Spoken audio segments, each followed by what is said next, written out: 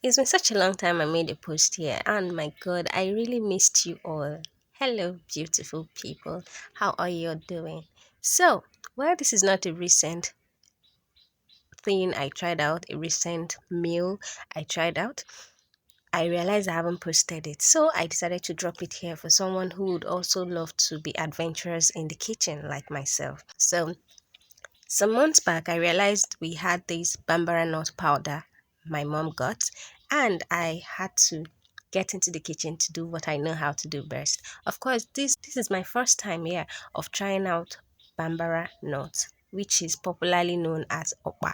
Okpa. I know you have heard of Okpa Enugu, but this is not Okpa Enugu, but one I made in the comfort of my home. So let's get started.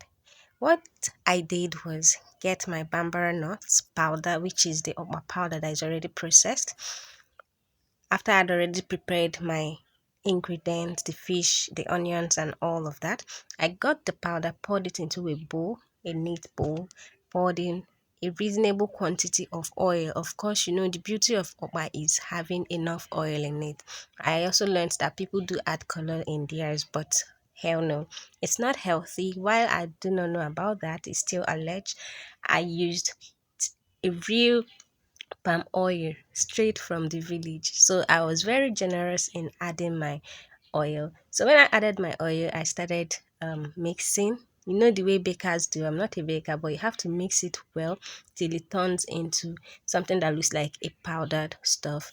Then you go on again to add your oil to make sure there is enough oil in it. Like I said, the beauty of Okpa is enough oil in it. So after I did that, I added my warm water. This right here is warm water, it's not cold water. And I started mixing again. I started using my hand to mix generously. Make sure your hand is neat too. So after doing that, I made it into a paste, something, some kind of, not really watery, but as you can see the consistency, you make yours to be in that form. Don't make it too watery, and it doesn't have to be thick also. So I decided to also add pepper. You can add crayfish, that is optional. You can add crayfish. I added my onions, my ground pepper. I used fresh pepper here, a lot of it.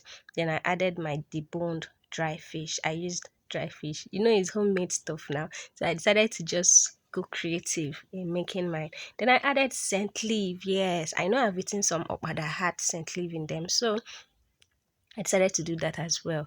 Then I tied in my nylon. I know a lot of you will say it's not healthy, but then it's God that is saving us. So I put my boiling water on fire, and after it had boiled, I started placing the already tied mixtures in the hot water.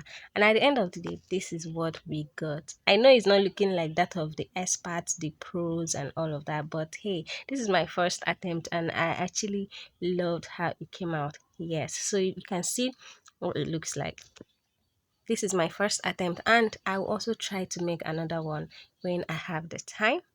So I decided to use better custard and milk to have my okwa. Yes, hot custard and milk to have my okwa, and it really tasted nice.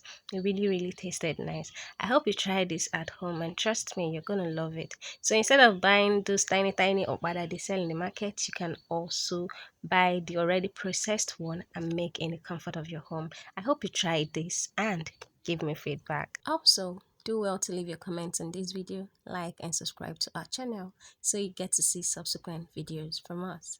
This is Omar's Food Corner. Do have an amazing week ahead.